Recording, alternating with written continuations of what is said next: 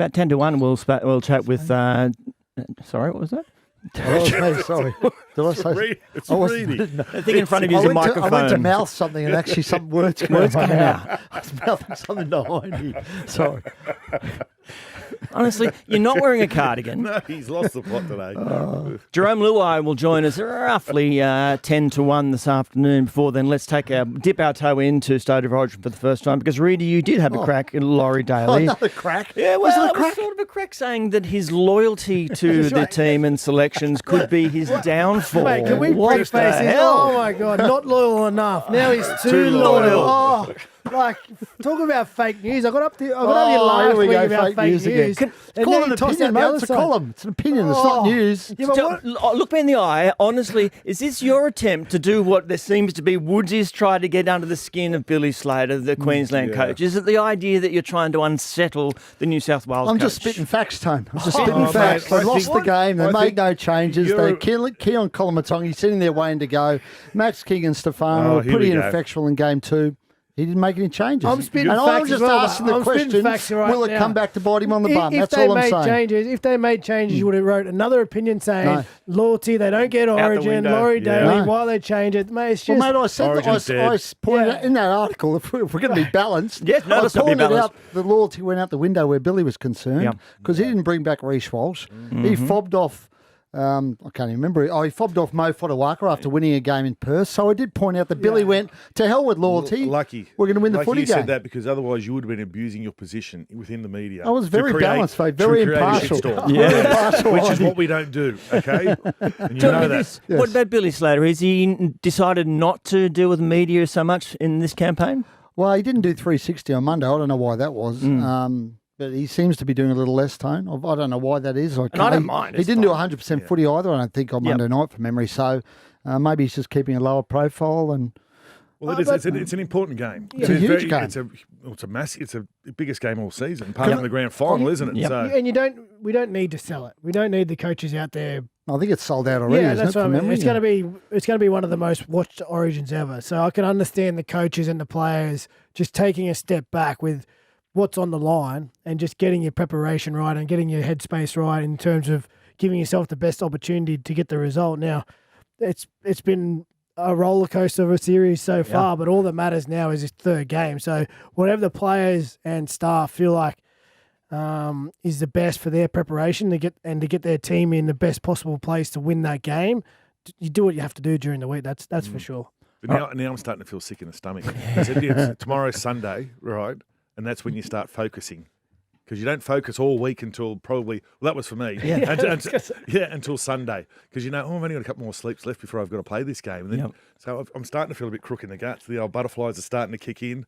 And I'll have to... Can I make you feel a little sicker? I did point out in that column, Tone, that we're going to talk about Nathan Cleary and deciders later, but Laurie has never won a decider. He's 0-3 in deciders. Now, he was up against one of the great Queensland teams of all time, but he's 0. So there's a bit of a monkey on Laurie's back as well to win a series, decider. He won a series, but it was 2-0. Was it? Yes. I didn't know that. Yeah. There you go. I did my research on that one, Wado. Well, we'll flip that with, and talking about that loyalty, only 19 players used for New South Wales. Are you happy that he's gone in with that same team? Oh, I can't see an issue with it at all. Like Keon, yes, he was knocking on the door, but the players before him, I think they've done a decent enough job to retain their positions. They haven't stuffed up. They lost game 2. They came back well. That's convincing. A decent enough job. They haven't stuffed up. That's a reason to keep That's what you need to do. And the rotation didn't really help a few of the New South Wales forwards over in game 2 with the weather and the way the game was played. So you get blokes like Kingy who probably didn't get the minutes he was probably wanting. You kind of, people start looking at him going, well, we didn't see much of him on the field. Does he deserve his spot in game 3? But he didn't do anything wrong when he was out there. He tied in, he made his runs, he made his carries, he made his tackles. So, we probably like to pick and poke when we're not winning games, but we came back well in that game. The referee blew the pee out of the whistle, which didn't help the Blues, but they did not do anything drastically wrong in that game. So I'm happy with the side they've picked for game 3. Yeah, I agree. We've won 3 halves out of 4 in both games. So, and again, you talk about what the issue was in New South Wales in that first half over in Perth. It was discipline and errors. Now, that's not a personnel thing. That's a football and attitude thing. So they just need to clean up that area. I think the more comfortable the team is with each other, the greater the understanding is across the board. And there was no need for change. Obviously, Mitch Barnett was an injury forced change. Yep. And then you bring in a guy who was 18th man for game one, who was already in the camp and had already gone through that process of the Origin series. It's really a no-brainer.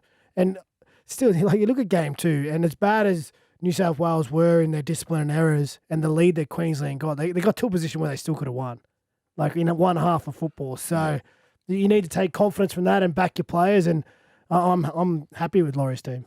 Is it a genuine knock on Nathan Cleary that he hasn't, according to reports, grabbed a decider by the scruff of the neck?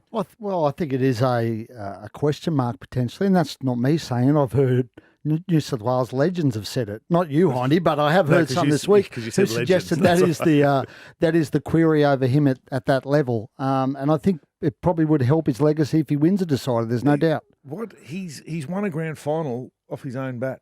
He's won 4 in a row. He's won 4 in a row. I don't think there is any issue with Nathan ever being quiet in a game decider. Like, just because he hasn't won it by himself doesn't But I necessarily. think that's what people want to see, Hindy. Well, they want to see him win it by himself. That's what the great players have done. Well, Joey, I think JT. This is the thing for me. I think with Nathan and the player that he is, he will win a decider. Like, it's only a matter of time. He's going to play plenty of them, I imagine. He's going to play plenty of them over the next 3-4 years. So, listen, he gets an opportunity. If he keeps continuing playing the way he is, he's going to get many opportunities throughout his career. So he's going to get one done. It's only a matter of time. He's not a player that shrinks in the big moments, as we saw in that grand final. And the year there was a year where he was injured. He actually played game 2, got injured, so he missed that decider. New South Wales won that. There's probably been other occasions where he's been in and around the team, but has missed an opportunity. So, listen, he's good to go. He's a good player.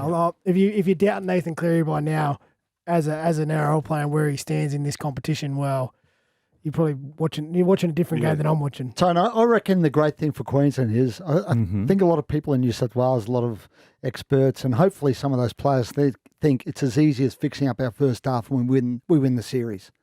You know, get rid of the errors and discipline, we win.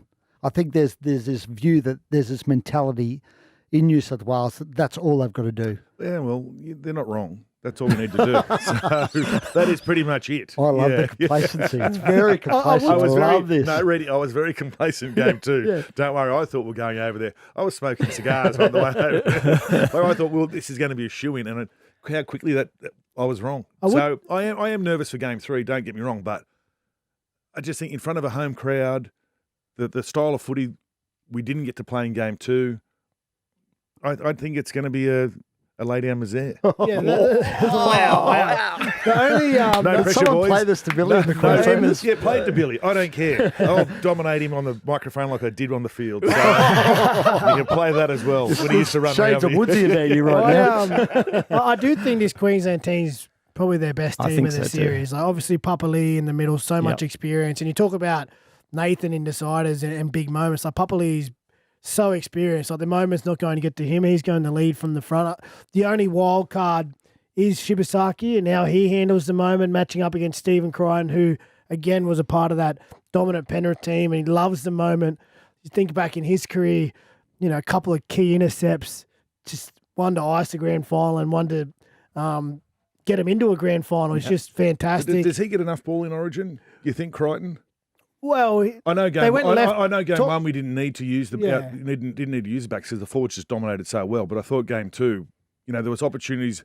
He scored that try. Yeah, but Toll scored 3 tries. So the ball, they found a chink on the other edge, But I and they thought went a couple back of times there. he had the ball in his hands and he was just looking to throw it somewhere. Yeah.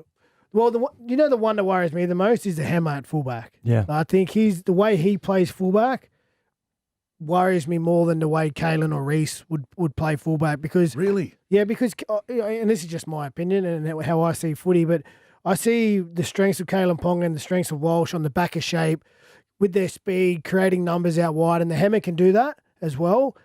But hammer in close support, picking up a loose ball on the ground, turning half opportunities into points for his team, that worries me because big games, short passes, late offloads, he's going to be around and he's a danger man. And I think even if again, Billy picks his team and his Queensland team. This is my opinion from New South Wales. I think he's the best Queensland fullback that they have, and I'm worried that he gets a shot there in the number 1 jersey.